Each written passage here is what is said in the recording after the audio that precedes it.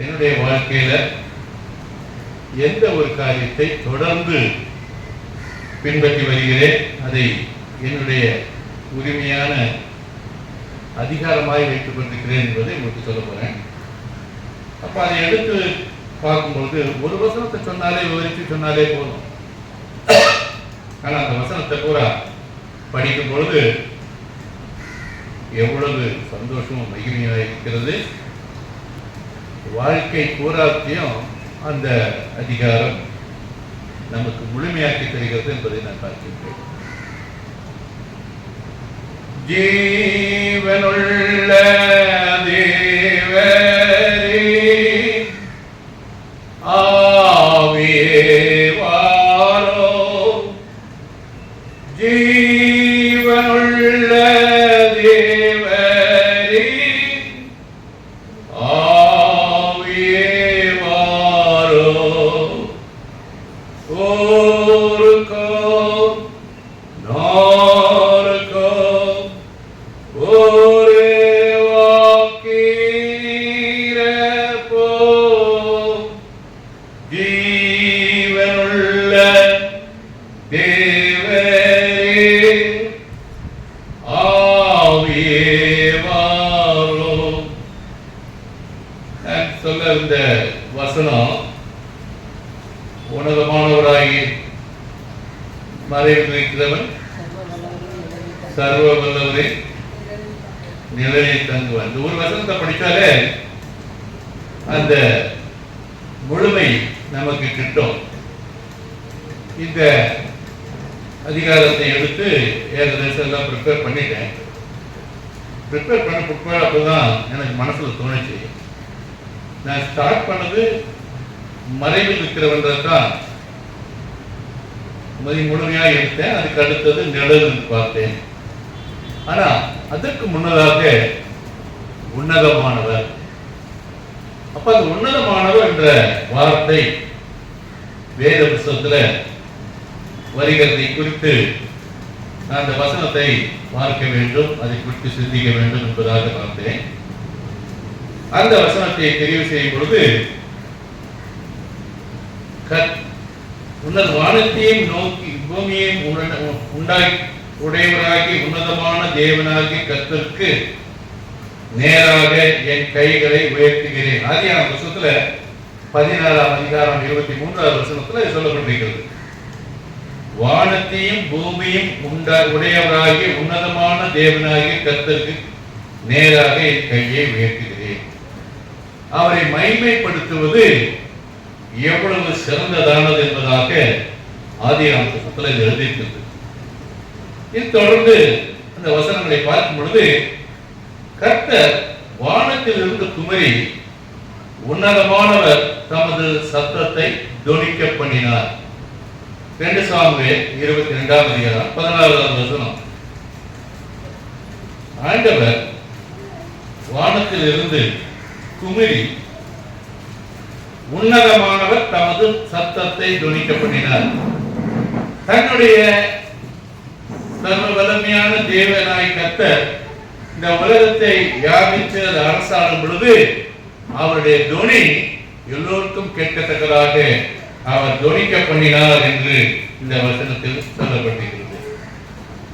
தொடர்ந்து பார்க்கும் பொழுது யோபுவின் புத்தகம் 25ஆம் அதிகாரம் 5வது வசனத்துல அதிகாரமும் பயங்கரமும் அவரிடத்தில் இருக்கிறது. அவரது நமது உன்னத ஸ்தலங்களில் இருந்து சமாதானத்தை கொண்டு பண்ணுகிறார். நீங்க இந்த வசனத்தை கொஞ்சம் சிந்திச்சு பார்க்கும் பொழுது அதிகாரமும் பயங்கரமானவங்க சமாதானத்தை செய்ய மாட்டார். அவரிடத்துல எல்லாமே இருக்கிறது. அதிகாரமும் பயங்கரமும் அவரிடத்துல இருக்கும் பொழுது சமாதானத்திற்கு செல்ல மாட்டார்கள். ஆனால் கர்த்தராகிய இயேசு கிறிஸ்துவை பற்றி சொல்லும் பொழுது அதிகாரமும் பயங்கரமும் இருக்கிறது. ஆனால் இந்த பயங்கரமும் அதிகாரமும் எல்லாவற்றிலும் எல்லாமாக நிறைவாக்கி செய்ய முடியும்.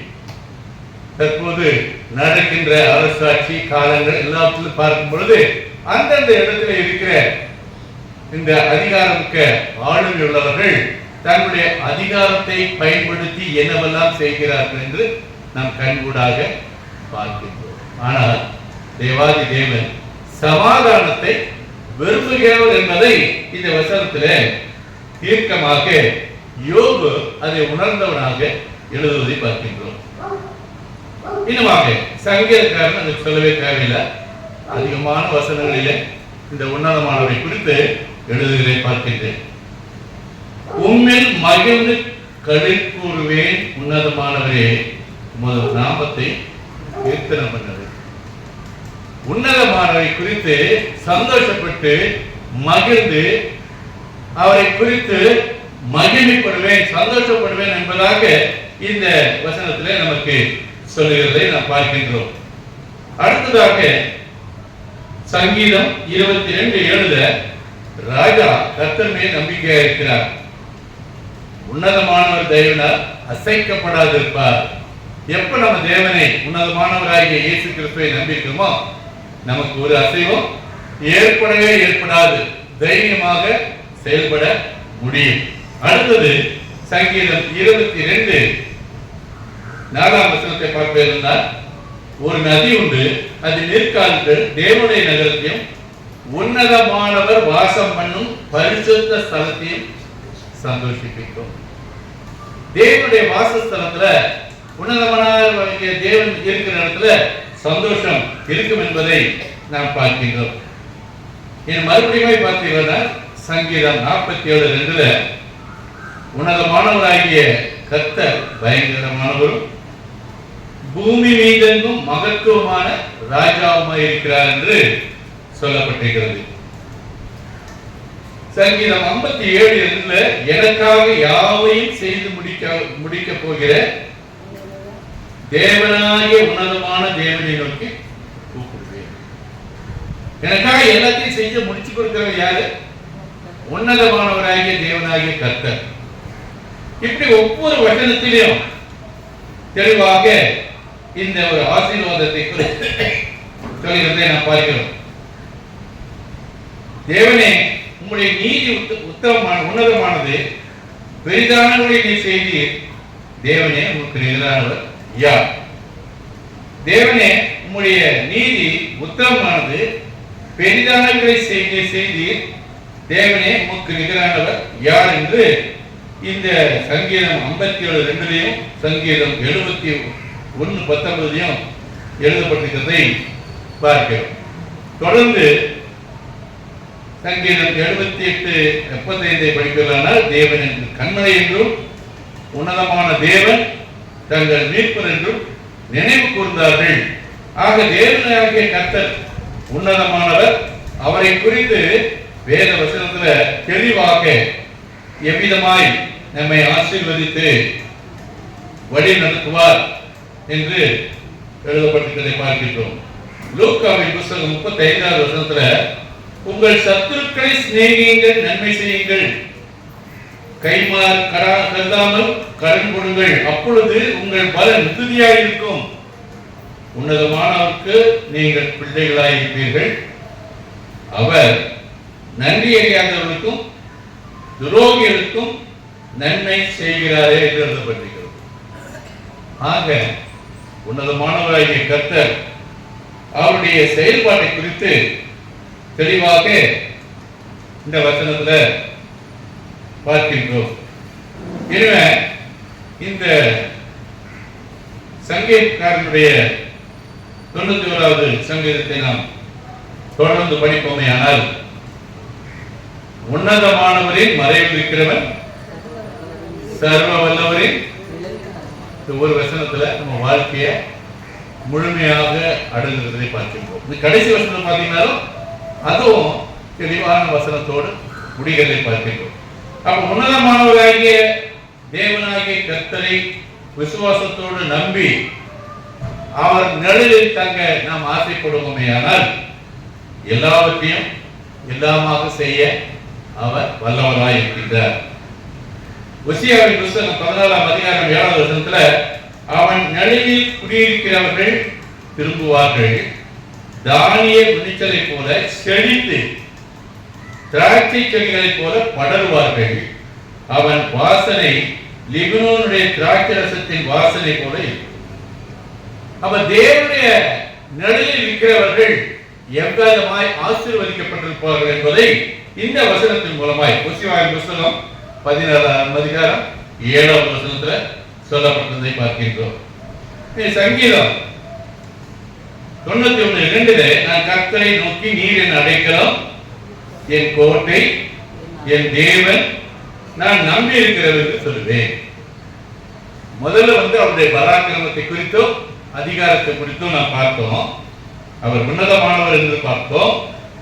அவருடைய நிலையில் இருக்கிறவனுக்கு என்ன விதமாக ஆசீர்வாதம் கிடைக்கும் என்பதாக பார்த்தோம். இப்ப அவர் எனக்கு என்ன பரிபூர்ண அடைக்கலம். ஒரு தேசத்தினுடைய முக்கியமான ரகசியங்களை வெளியிட்ட ஒருத்தம் பேரு, அவன் பேர் எனக்கு சரியான ஞாபகம் இல்லை, அவன் பேரு தெளிவான பேர் தான். அவன் இந்த விவரத்தை வெளியே சொன்னதுனால அந்த நாட்டை விட்டு ஓடி போய் ஒளிந்து கொண்டார். இப்ப உயிரோடு இருக்கிறான். அசாங்கின்னு என்னமோ சொல்லுவாங்கன்னு நினைக்கிறேன். அந்த மனுஷன் இன்ன வரைக்கும் அவனை திருப்பி எடுத்துக்கொண்டு போவதற்கு இந்த அமெரிக்க அரசாங்கம் அதை மிகவும் கருத்தோடு முயற்சித்துக் கொண்டிருக்கிறது. ஆனால் அவன் தங்கியிருந்த நாட்டில் அவனை பாதுகாப்பாக வைத்திருக்கிறதை பார்க்கின்றோம். அதுதான் அடைக்கலம். சர்வசாதாரணமாக நீங்க பார்த்திருப்பீங்க, ஒரு 80-85 அந்த காலங்களில் பார்த்திருந்தீங்கன்னா அதிகமான மக்கள் தமிழர்கள், ஈழத்தமிழர்கள் இலங்கையிலிருந்து இந்தியாவை நோக்கி அடைக்கலமாக வந்ததை பார்க்கின்றோம். அடைக்கலம் என்று சொன்னால் பரிபூர்ணமான பாதுகாப்பு. அவர்கள் யாரும் தொந்தரவு செய்ய மாட்டாங்க. இது கண்கூடாக நடக்கிறது. ஆனா சமீப காலத்தில் நான் பார்த்தேன், ரஷ்ய தேசத்துல இன்னொரு தேசத்திற்கு எதிராக, உக்ரைன் என்று சொல்லப்பட்ட தேசத்திற்கு எதிராக அவர்கள் பம்புக்காக சண்டைக்கு போனார். அந்த தேசம் போல எனக்கு வேணும். இப்பவுமே சண்டை நடந்துகிட்டு தான் இருக்குது. அந்த மக்கள் அங்க போன அந்த ராணுவம் போகும்போது இவர்களுக்கு தன்னுடைய நாட்டு ராஜ்யத்தில் உள்ளவர்களை பாதுகாக்கக்கூடிய வழியில வேறு இடத்துல இருந்து இந்த ராணுவங்களை சப்ளை செய்கிற ஒரு மனுஷனை கூட்டி கொண்டு வந்து அங்கே சண்டை போட்டுக் கொண்டிருந்தார். இந்த ரஷ்யர்கள் இந்த மாதிரி செஞ்சுட்டு இருக்கும்போது ஒரு சமயத்துல அவர்கள் உள்நாட்டு கலவரத்தை ஏற்படுத்தி அந்த ரஷ்ய தேசத்துக்கு எதிர்த்து அவன் சண்டையிட்டதை பார்த்தோம். இப்படி செய்யும் பொழுது அந்த ரஷ்ய நாட்டு அதிபர் இப்ப இருக்கிற புட்டின் அவர் என்ன செஞ்சாருன்னா, அவனுக்கு ஒரு சின்ன ஒரு பைட், அதாவது நான் உனக்கு நல்லது செய்யறேன், உனக்கு நல்ல அதிகாரம் கொடுக்கிறேன் என்று சொல்லி அவனை உள்ளே இழுத்தார். இழுத்து ஓரளவுக்கு சுமூகமாய் நடக்கிறது என்று பார்க்கும் பொழுது அவன் ஏரோப்ளேன்ல போகும்போது அவன் கதையை முடிச்சிட்டான். இதுதான் நாடுகளில் நடக்கிறது. நான் நடந்த சம்பவத்தை சொல்றேன். அடைக்கலம் என்பது சாதாரணமானது காணல. முதல்ல ஒரு சொன்னேன், ஒரு மனுஷன் அந்த நாட்டு ராஜ்யத்துக்கு விரோதமா செஞ்சா இன்னைக்கும் வேற இடத்துல அடைக்கலத்தோடு பாதுகாப்போடு இருக்கிறான். இவனை வச்சு வேற ஒரு நாட்டில் போய் அக்கிரமம் செய்யறதுக்கு அனுப்பிச்சு அவன் தன்னை எதிர்க்கும் பொழுது அவனை தீர்த்து கட்டிகளாக ராஜ்யங்கள் நடந்து கொண்டிருக்கிறதையும் உங்களுக்கு உதாரணமாக சொல்ல முடியும். அப்போ அடைக்கலம் என்பது முழுமையான பாதுகாப்பு என்பதாக தெரியும். தேவன் நமக்கு அடைக்கலம். தேவன் நமக்கு அவருடைய பாதுகாப்பில் நாம் சேரும் பொழுது பரிபூர்ண பாதுகாப்பை நமக்கு தர வல்லவராக இருக்கிறார். இதுதான் அந்த ஒரு உதாரணத்துக்கு நான் சொன்னேன். பரிபூர்ணமான்மை பாதுகாக்கின்றார். அதுக்கப்புறம் என்ன வேணும்? பலன். தேவன் நமக்கு அடைக்கலமும் என் கோட்டை. தேவனுடைய கோட்டை. அடைக்கலம் என்று சொன்னாலே பாதுகாப்பு. கோட்டை என்பது அரண், பாதுகாக்கக்கூடிய மதில் சுவர்கள் நிறைந்த ஒரு பராக்கிரமான ஒரு இடம். அந்த இடத்துல யாரும் சாமானியமாக வர முடியாது. அதை பார்த்தீர்களான்னு சொன்னால் உயரமான கட்டடங்கள் நிரம்பிய அந்த ஒரு பாதுகாப்பான காரியம். தேவனுக்கு என்ன அடைக்கலம், தேவனுக்கு கோட்டை. அடுத்தது என்ன? அவருடைய தேவன் நான் நம்பியிருக்கிறவர். அவரை நான் நம்புகிறபடினால எனக்கு ஒரு குற்றமோ கஷ்டமோ நஷ்டமோ எதுவும் ஏற்படாதபடி என்னை பாதுகாக்கிறவராய் இருக்கிறார் என்று சங்கீதக்காரர் மகிழ்ச்சியோடு சொல்லுகிறதை நான் பார்க்கிறோம்.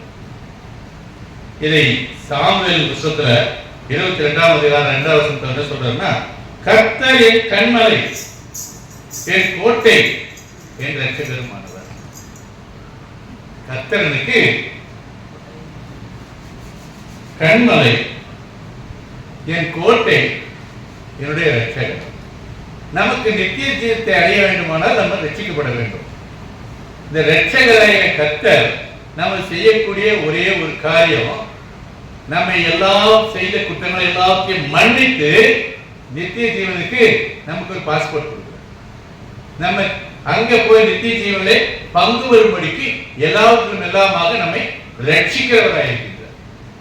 அப்போ அந்த காரியத்தை உறுதிப்படுத்தி இந்த சாமுவேல் புத்தகத்துல அவர் கர்த்தர் என் கன்மலையும் என் கோட்டையும் என் இரட்சகருமாய் இருக்கிறார்.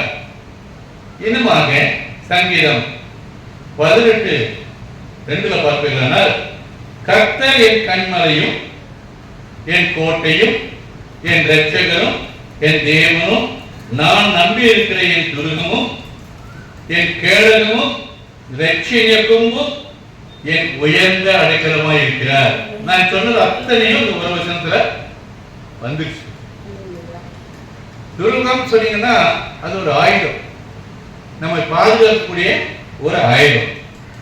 இரட்சணிய கொம்பு அதையும் நமக்கு தேவன் நமக்கு தருகிறவராக இருக்கின்றார். கடைசியாக உயர்ந்த அடைக்கலம், அது மேல் யாரும் வந்து தொட முடியாது என்ற உறுதிப்பாட்டை இந்த வசனத்துல சொல்லப்பட்டிருக்கிறத பார்க்கின்றோம். கர்த்தர் அவருடைய பலன், அவர்தான் அபிஷேகம் பண்ணவனுக்கு அரணான அடைக்கலம். அரணான கோட்டை, கோட்டையும் மிஞ்சி யாரும் உள்ள வர முடியாதுன்னு அந்த அரணான அடைக்கலத்தை தேவன் நமக்கு தரவல்லவராய் இருக்கின்றார். சங்கீதம் 46 படிப்பீர்களா, சேனைகளின் கர்த்தர் நம்மோடு இருக்கிறார், யாக்கோபின் தேவன் நமக்கு உயர்ந்த அடைக்கலம்.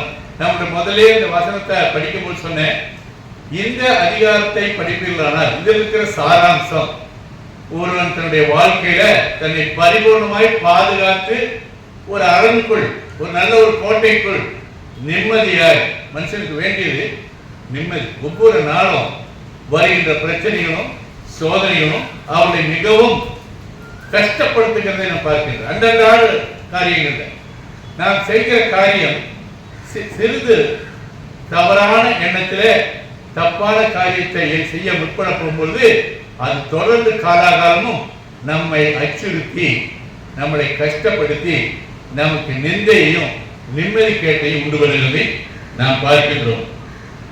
இன்னுமாக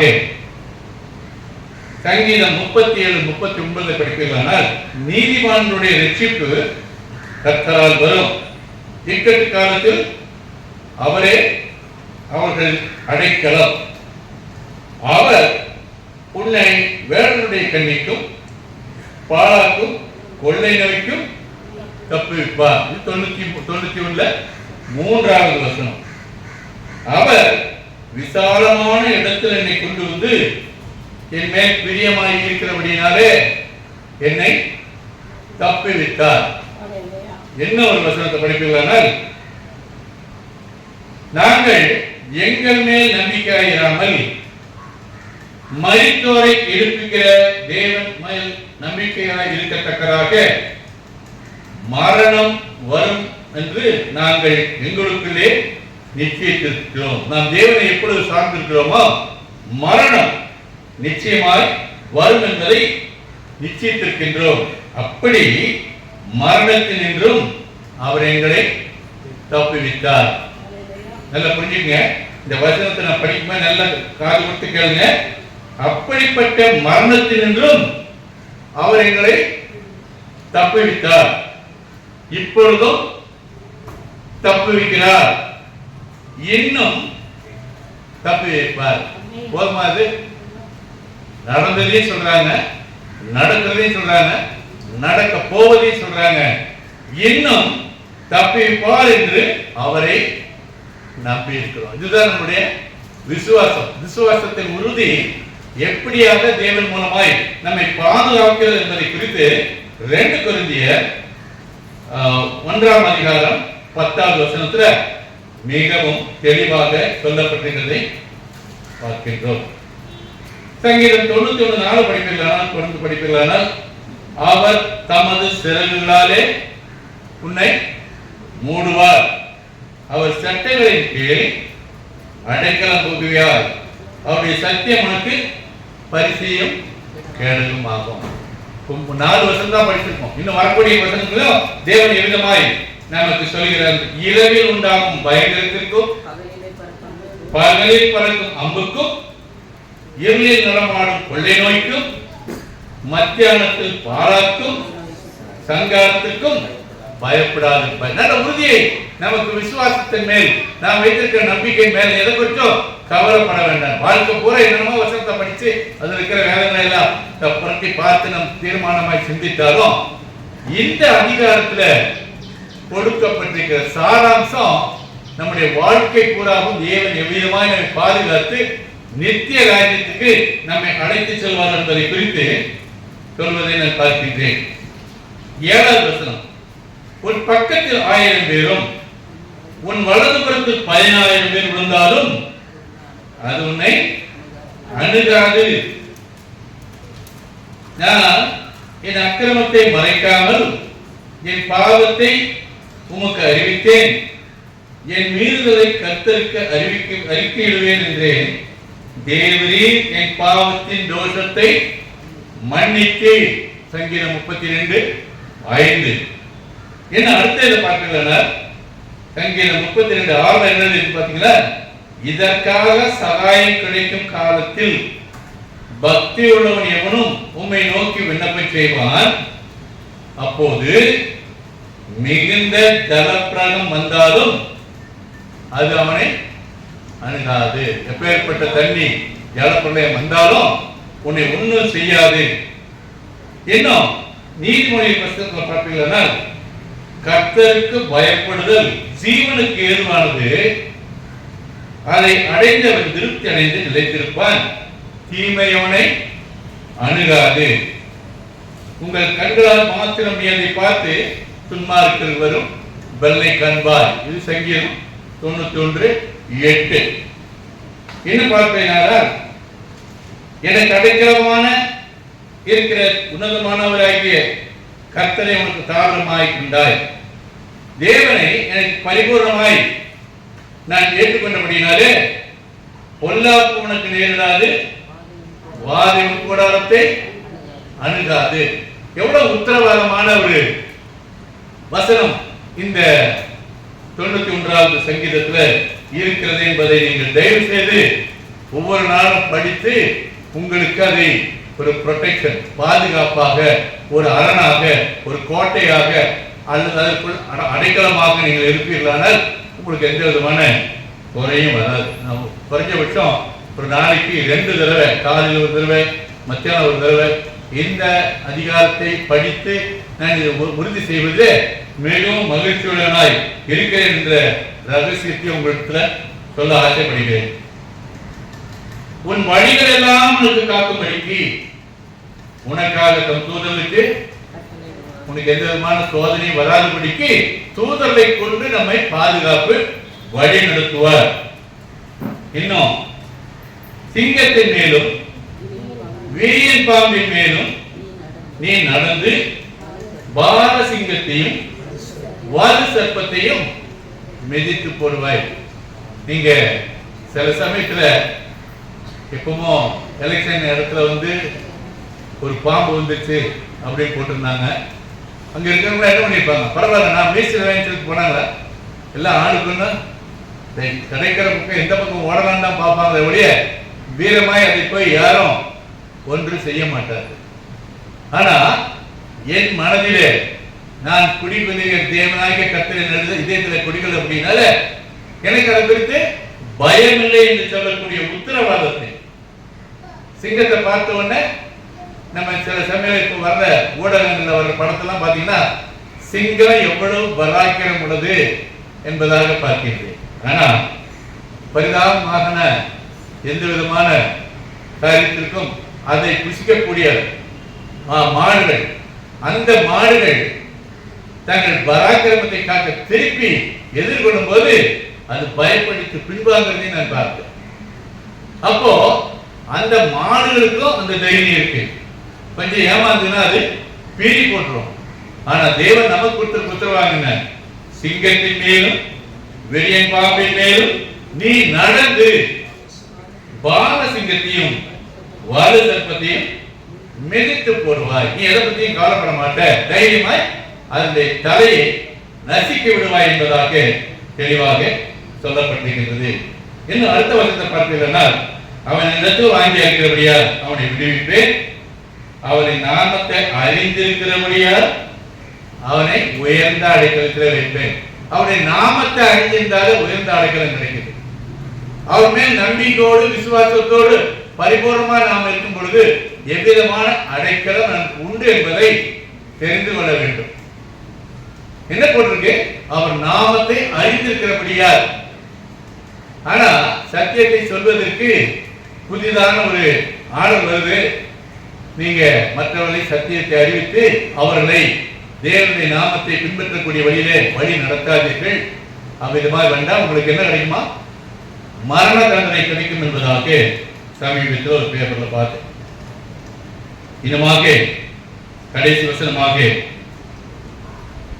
நீடித்த நாட்களால் அவனை திருப்தியாக்கி என் ரட்சிப்பை அவனுக்கு காண்பிப்பேன் என்ற வண்ணமாக இந்த அதிகாரம் முடிகிறதை நாம் பார்க்கின்றோம். என்ன செய்யறாரு?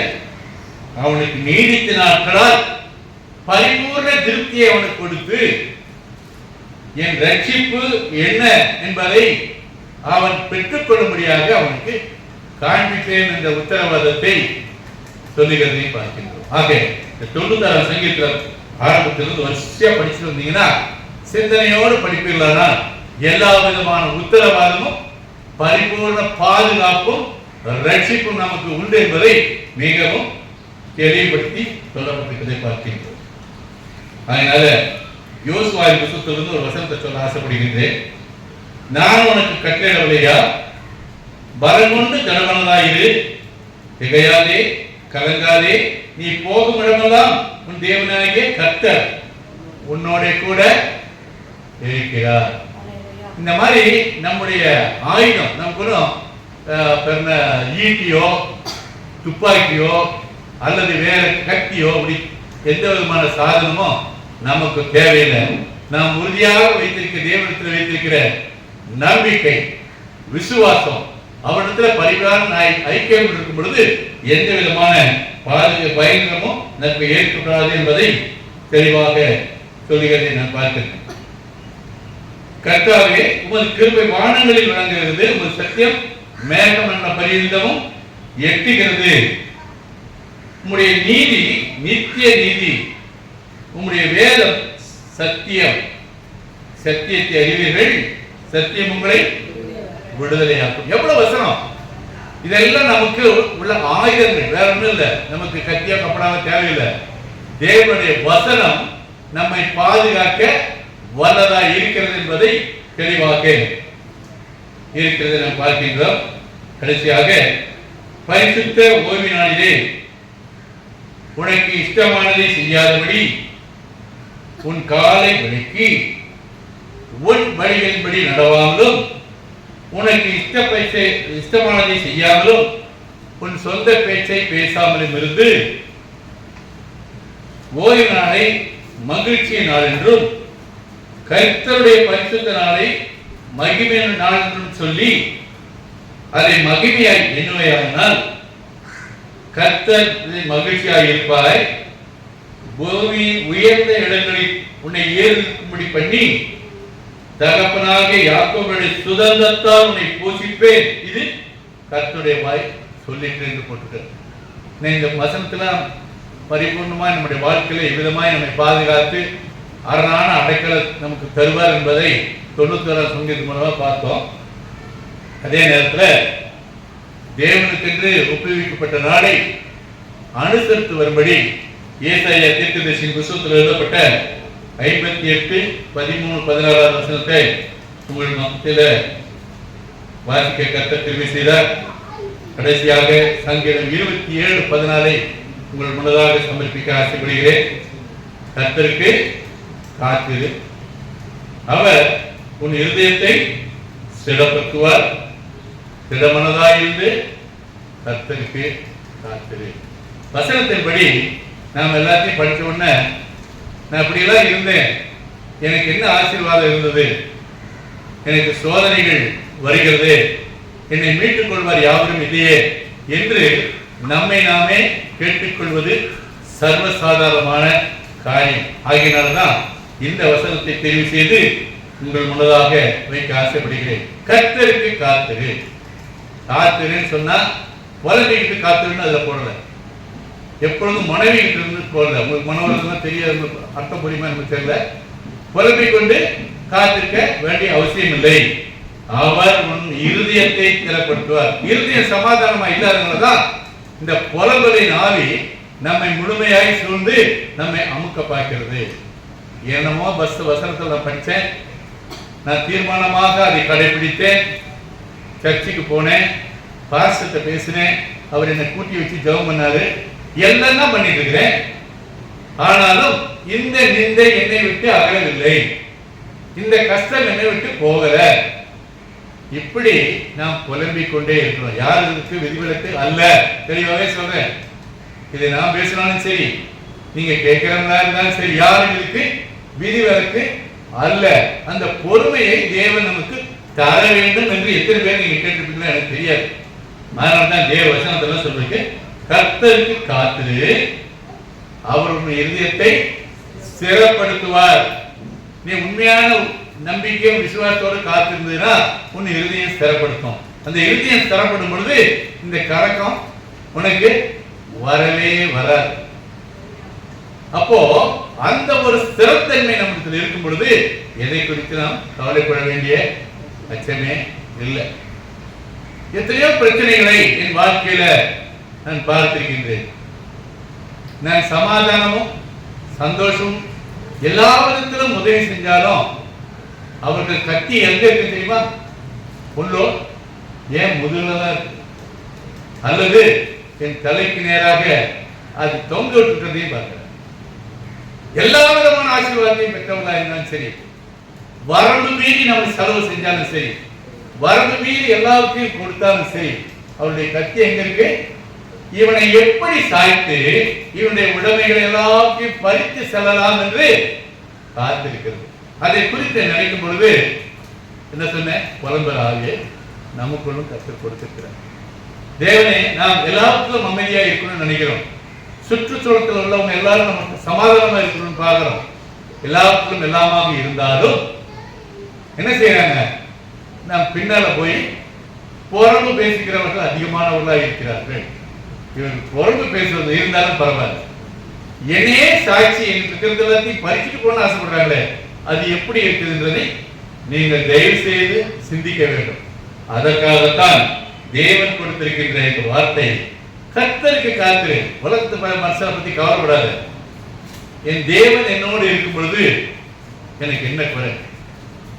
என் மீட்பர் உயிரோடு இருக்கையிலே எனக்கு என்ன குறை உண்டு நீ சொல் மனமே, எனக்கு என்ன குறை உண்டு நீ சொல் மனமே. இந்த பாட்டை பாடும்பொழுது அவ்வளவு ஒரு உத்தரவாதமான சக்தி நமக்குள்ள பிறப்பதை நீங்க பார்க்க முடியும். கவலைகள் தீர்ப்பா இன்பமாய் பாடக்கூடிய என் மீட்பர் என்னோடு இருக்கையிலே எனக்கு என்ன குறை? ஒண்ணுமே குறையில்லை. ஆகையினால பொறுமையோடு கர்த்தருக்கு காத்திருக்கிறதை கற்றுக்கொள்ளுங்கள். அவர் உங்கள் இருதயத்தை ஸ்திரப்படுத்துவார். திடமனதாக இருக்கு. அதைத்தான் நான் சொன்னேன். எந்த விதத்திலும் கலங்காமலும் திகையாமலும் சோர்ந்து போகாமலும் கர்த்தருக்கு காத்திரு. திடமாக இருந்து கர்த்தருக்கு காத்திரு. இந்த வசனமும் இந்த 91ஆம் சங்கீதத்தை படிக்கும் பொழுது உங்களுக்கு மிகவும் பிரயோஜனமாக இருக்கும் என்பதை சொல்லி தேவன் கொடுத்த இந்த வார்த்தைகளை மனப்பூர்வமாய் அட்லீஸ்ட் இன்றைய இருக்கிற ஒரு சில வருஷங்களுக்கு முன்னதாக ஒரு இன்னொரு சீக்கிரத்தையும் சொன்னேன். சங்கீதம் 51ஆம் அதிகாரத்தை நீங்க வாசிங்க. எல்லாவற்றிலும் பரிபூர்ண மன்னிப்பு கிடைக்கும் என்ற உறுதியான விசுவாசம் உங்களுக்கு கிடைக்கும் சொன்னேன். இந்த தினத்துல வாழ்க்கை ஆரம்பம் முதலும் கடைசி பரியந்தமும் இந்த 91வது சங்கீதத்தை படித்து புரிந்து அதை ருசிப்பவர்களுக்கு எல்லாவற்றிலும் எல்லாமாக நம்ம பாதுகாத்து தேவன் வழி நடத்துவார் என்று சொல்லி இந்த வார்த்தையை முடித்துக் கொள்கிறேன். ஜெபிப்போம். அன்பின் பரிசுத்தமுள்ள நல்ல பிதாவே, உம்மை நன்றியோடு ஸ்துதிக்கிறோம், உம்மை ஸ்தோத்திரிக்கிறோம் ராஜா. இந்த நாளிலே உன்னதமானவரின் மறைவில் இருக்கிறவன் சர்வ வல்லவருடைய நிழலில் தங்குவான் என்று இருக்கிறபடி நீர் எங்களுக்கு கேடகமும் கோட்டையும் அருணுமாய் இருக்கிறீர் என்பதை ஒரு வார்த்தையிலே சொல்லி இருக்கிறபடி அதை நாங்கள் எங்களுக்குள்ள எப்படிப்பட்ட நிச்சயமுடையவர்களாய் அதை எடுத்துக்கொள்ள வேண்டும் என்பதையும் விவரித்து காண்பித்திருக்கிறேன் ஆண்டவரே. இப்படிப்பட்ட நிச்சயத்தோடு ஆண்டவரே இந்த உலகத்திலே உமக்கு சாட்சியுள்ள பிள்ளைகளால் ஆண்டவரே ஒவ்வொருவர் வாழுவதற்கு உடைய வசனத்தை ஆண்டவரை உறுதியாய் பிடித்துக் கொண்டு சுடரொளியை போல பிரகாசிக்கிற விளக்காய் இருக்க ஆசீர்வதிக்கிறான். நீர் ஒவ்வொருவரை ஆசீர்வதி பலப்படுத்தும். உம்முடைய பாதுகாப்பு, உம்முடைய கிருபை பெரிதாய் விளங்கிய எல்லாவற்றுக்காக நன்றி ஆண்டவரே. உம்மை நன்றியோடு துதிக்கிறோம். உம்முடைய வசனத்திற்குள்ளே உம்முடைய பிள்ளைகளை ஆண்டவரை எல்லாவற்றிலும் மகிமை தேவன் பலப்படுத்துவீராக. வசனத்தின் மேல் நம்பிக்கை வரத்தக்கதாக கிருபை பாராட்டும்படி செபிக்கிறோம், பலப்படுத்தும்படி செபிக்கிறோம்.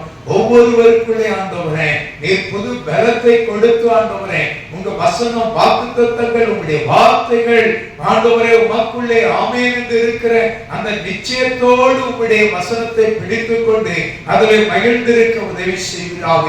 எல்லா சூழல்கள், பிரச்சனைகள், குழப்பங்கள், கண்ணீர், வேதனைகளை தேவன் எல்லாவற்றையும் நீக்கி நம்மை பாதுகாக்கிறார் என்கிற அந்த புது நம்பிக்கையை வருவிப்பீராக. இந்த குடும்பத்துக்குள்ளே மனமகிழ்ச்சியை கொண்டு வருவீராக, சமாதானத்தை கொண்டு வருவீராக. எல்லாவற்றிலும் உம்முடைய ஆசீர்வாதம் உம்முடைய பிள்ளைகள் மேல் வந்து தங்குவதாக, பெருகச் செய்வீராக. ஒவ்வொருவரை ஆசீர்வதித்து பலப்படுத்தும்படி செபிக்கிறோம். செய்து கொடுத்த தாசனை ஆசீர்வதியும், அவருடைய மனைவி, பிள்ளைகள், பேரன் பேத்தி, குடும்பங்கள் எல்லாம் ஆசீர்வதிங்க. தொடர்ந்து வழிநடத்துங்க. எல்லா கனமும் மகிமை துதி ஸ்தோத்திரம் எடுக்கிறோம். இரட்சகரும் மீட்பருமாகிய இயேசு கிறிஸ்துவின் நாமத்தில் பிதாவே, ஆமென், ஆமென். ஆத்துமாவே கர்த்தரை ஸ்தோத்திரி, என் முழு உள்ளமே அவருடைய பரிசுத்த நாமத்தை ஸ்தோத்திரி. ஆத்துமாவே கர்த்தரை ஸ்தோத்திரி, கர்த்தர் செய்த சகல உபகாரங்களையும் மறவாதே. ஆமென், ஆமென். நம்முடைய கர்த்தராகிய இயேசு கிறிஸ்துவினுடைய கிருபை, பிதாவாகிய தேவனுடைய அன்பும் பரிசுத்த ஆவியானவருடைய அன்பின் ஐக்கியமும் வழிநடத்துதலும் நம்ம அனைவரோடு கூட இப்பொழுது எப்பொழுது என்று சதா காலங்களில் நிலைத்திருப்பதாக. ஆமென், ஆமென். அல்லேலூயா, அல்லேலூயா. அந்த ஒவ்வொருவருக்கும் தேவனுடைய கிருபை, தேவ ஆசீர்வாதம், சமாதானம் இருப்பதாக. God bless you. God bless you.